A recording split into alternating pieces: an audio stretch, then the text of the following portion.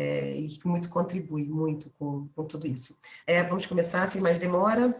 Então, eu quero apresentar a Elsa Cerqueira, que é uma incansável na área do cinema e educação. A Elsa, que é do NICA, da Universidade dos Açores, é docente de filosofia, coordenadora do Plano Nacional de Cinema da Escola Secundária de Amarante e vice-presidente do Cineclube de Amarante. Também é mestre na área da filosofia da educação e pós-graduada em filosofia moderna e contemporânea pela Universidade do Minho. Autora e dinamizadora do projeto Filosofia com Cinema para Crianças, distinguido como ideia extraordinária pelo concurso nacional Escola Amiga da Criança. Realizou em França a formação. A Cândida, eu não vou ler tudo não, Elsa, vou ler só, tá? Porque a Elsa tem um currículo super extenso e ela é fabulosa. Claro. Eu agradeço. Dou a palavra à querida Elsa Cerqueira. Ora bem, obrigada, Raquel. Eu quero agradecer à Associação ao Norte, aos Encontros de Cinema de Viana, esta possibilidade em partilhar este meu projeto sobretudo, esclarecer os pressupostos teóricos que estão também na base desta minha ação e deste projeto que se designa Filosofia com Cinema para Crianças. Dizer também que a minha formação é em Filosofia, que há muitos anos que dinamizo um clube de cinema na Escola Secundária de Amarante. Como disse bem a Raquel, também tenho a experiência no Cineclube de Amarante de formar públicos e de procurarmos exibir obras de inequívoca qualidade em termos de programação. E a partir de 2014, 2015, o Plano Nacional de Cinema. Isto para dizer que eu fui convocando, seja ao nível do Cineclube de Amarante, seja na escola secundária, fui convocando os mais variados públicos com as mais variadas faixas etárias. E, portanto, fui alargando e convidando meninos do primeiro ciclo, do pré-escolar, a verem e a pensarem e a fruírem as obras fílmicas. E, sendo filosofia, foi fácil perceber que a cumplicidade que existe entre o desafio e a inquietação que é, e a provocação que é interpretar e fruir um filme, uma obra fílmica, e a grande ferramenta que é a essência da filosofia, que são também as perguntas. Eu diria que tem que haver uma pedagogia do olhar, e uma pedagogia do olhar é inevitavelmente uma pedagogia da pergunta. Portanto, quer o filme, quer a atitude que lhe está subjacente, tem que ser uma atitude filosófica. Eu vou apresentar, não se assustem com o número de slides, porque é sobretudo imagens do projeto. Já estão a ver? Sim, Daniel? Não estamos a ver, não, ainda. Não? Peço que... Estamos a ver todos os arquivos, tem que clicar no arquivo do slide. Compartilhar, agora vamos lá ver. Compartilhar, sim? Partilhar diretamente o PowerPoint, se faz favor. Não está. Ao compartilhar, não está a fazer qualquer tipo de ação, Daniel. Não está a aparecer o PowerPoint? Não está a sair aqui do... Só estou a ver-vos. Não está a aparecer. O teste correu bem, não foi? Ora bem, vamos ver. Vou tentar compartilhar tela. Isso.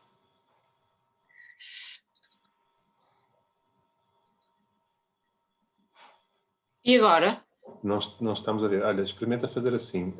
Eu desliguei-te o compartilhamento de tela, vai ao PowerPoint, tira-o Desculpa. da forma da apresentação, tira-o Está bem, sim. e volta a compartilhar o PowerPoint, se faz favor.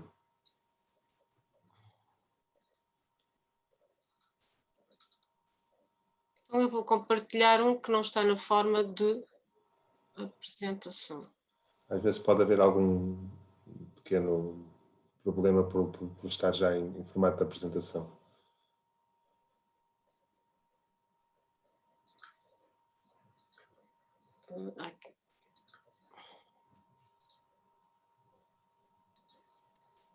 Caso contrário, a partilha. Está? Está ótimo. Finalmente. Ora bem, então, a mim, portanto, o que me interessa é perceber até que ponto é que nós podemos ampliar um repertório imagético infantil de modo a proporcionar outros modos de perceber e descobrir o mundo. E esta é um pressuposto e também uma interrogação que está presente num artigo de uma investigadora brasileira que se chama Sinara Martens. E de facto, interessa-me muito, vocês conseguem ver? Sim? Então, interessa muito responder, procurar responder a esta inquietação. E, sobretudo, fazendo o convite ao cinema, sobretudo, maioritariamente ao cinema de animação, no primeiro ciclo, perceber que o cinema de animação, minar o preconceito de que não é, como diz a Marina Estela Graça, não é um subgénero de cinema. E não sendo um subgénero, é preciso também arruinar este falso pressuposto de que serve apenas para divertir ou proporcionar uma distração ligeira e inconsequente aos adultos. É preciso olhar para o cinema de animação como um cinema que se distingue, até porque tem muitos outros dispositivos que o cinema da imagem real não possui. E eu devo dizer que eu dividi esta apresentação em duas partes. A primeira tem a ver com aquilo que se designa uma sessão de filosofia com cinema para crianças e dizendo que, só caracterizando, ela foi realizada na Escola Básica número 2 da Amarante, a turma tinha 22 alunos, faixa etária, eles estavam no segundo ano, 7, 8 anos, e o local é a biblioteca, e estão a ver espacialmente a organização é em círculo e todos eles estão equidistantes em relação ao centro, e isto é fundamental para uma aula que é uma aula concebida enquanto comunidade de investigação filosófica. E, de facto, esta investigação filosófica, esta aula, é dialógica, é investigativa, é descoberta e é sobretudo uma comunidade de investigação. Todos estes meninos partilham os seus pontos de vista. A CIF, a comunidade de investigação, tem como pressuposto o ser colaborativa. Cada um expõe e partilha os seus pontos de vista, mas de uma forma absolutamente, de uma forma racional, porque interessa a argumentação, interessa a clarificação conceitual, interessa aquele movimento em que se corrige e autocorrige do ponto de vista autocognitivo e, portanto, é uma comunidade em que o professor não é mais o professor tradicional, é um professor que potencia, que recentra quando é necessário a temática e a problemática, mas, sobretudo, é um potenciador, um estimulador de perguntas que são colocadas e que são respondidas pelos meninos. Eu devo dizer-vos que o desafio que coloquei foi o visionamento dos primeiros 10 segundos, 9, 10 segundos do Sapateiro, uma obra de 2011 do Vasco Sá e David Dotel, e eu de facto escolhi esta experiência para partilhar.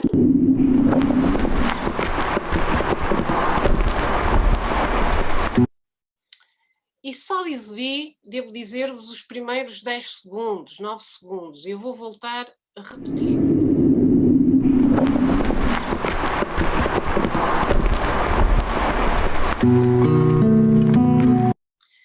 E de facto, o que é que eles viram? Viram sapatos.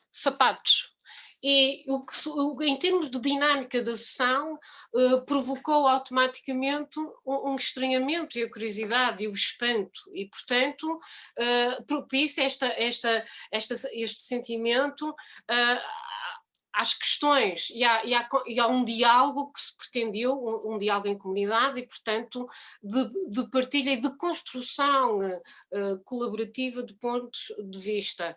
Esta construção de saber que é simultaneamente também não, a comunidade de investigação filosófica não é apenas um aprimoramento do pensar, mas este aprimoramento do pensar tem implicações, obviamente, não só cognitivas, mas também éticas e estéticas, pedagógicas, etc. Portanto, estes sapatos permitem aberturas e aberturas de novos sentidos, esta ampliação de pontos de vista e de outros olhares e de outras realidades.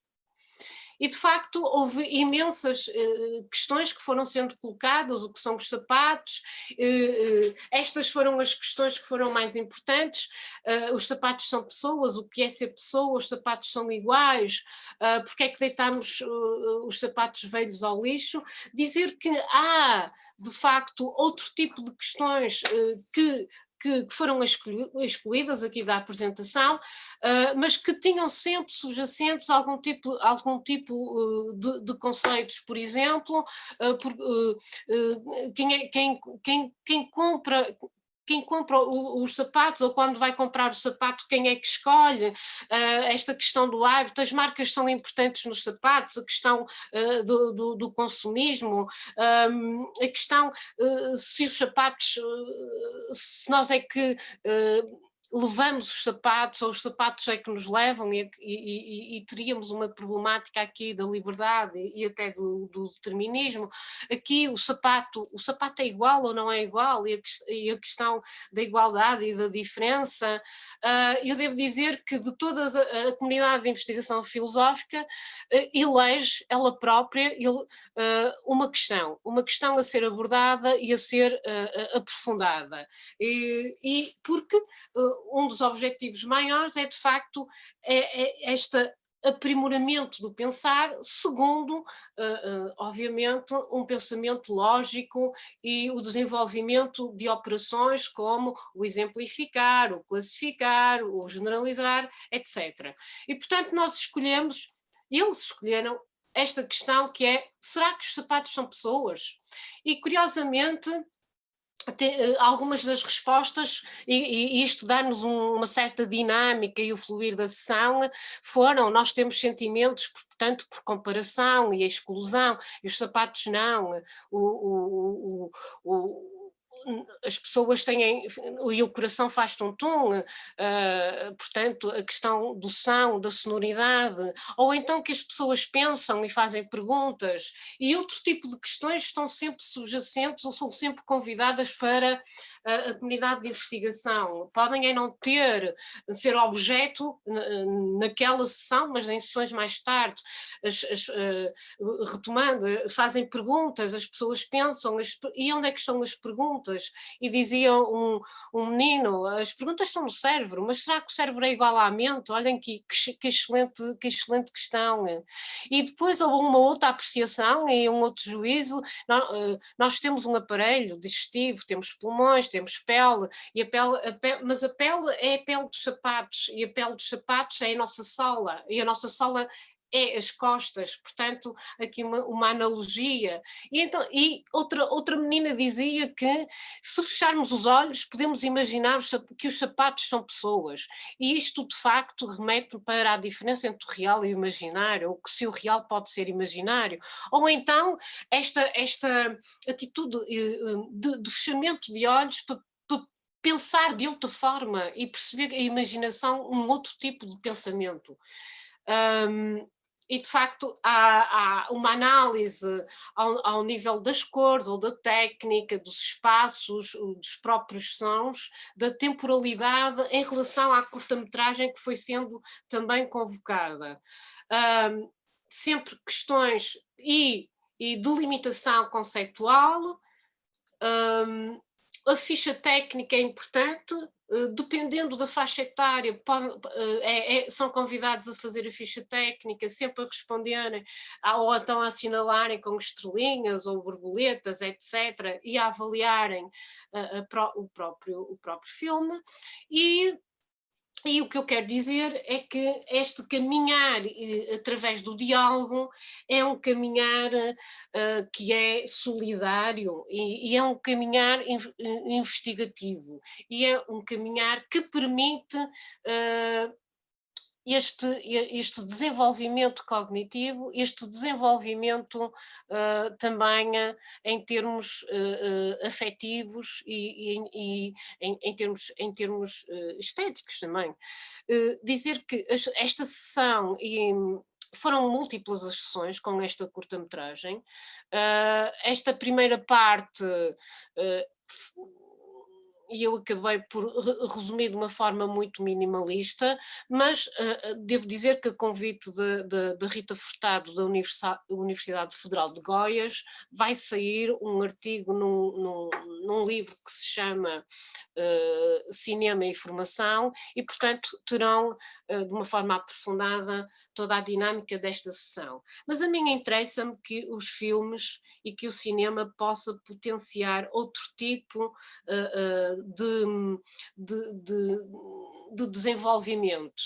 E, portanto, eu entendi, num segundo momento, que era possível multiplicar as atividades, saindo da própria sessão de filosofia com cinema para crianças e da comunidade de investigação filosófica. Interessou-me que fosse também uma praxis transformadora e, num primeiro momento, a comunidade desenhou livremente, de facto, o que viram reparem, naqueles segundos iniciais, porque só passado meio ano é que eles viram a totalidade da curta, e isso permitiu livremente que eles não fossem encerrados num fim dado antecipadamente. E reparem que neste desenho tanto se vê o sapateiro e a exterioridade através de um teto, como se vê o interior da loja do sapateiro e ali um rosto, uma cliente sem corpo, o que é extremamente interessante.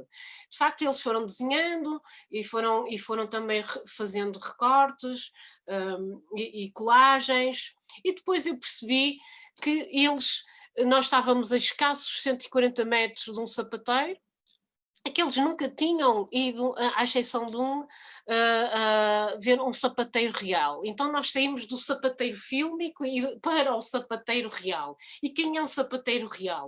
Então fomos ao sapateiro aqui em Amarante, de Santa Luzia, e eles tiveram direito a uma visita guiada, fizeram entrevistas, e é esta aproximação que é entre a filosofia, o cinema e a realidade que me interessa, porque só assim é que eu acho que é verdadeiramente transformadora. E transformadora é se pudermos ressignificar aquilo, e esse é um dos objetivos maiores desta filosofia com cinema para crianças, ressignificar aquilo que consideramos banal.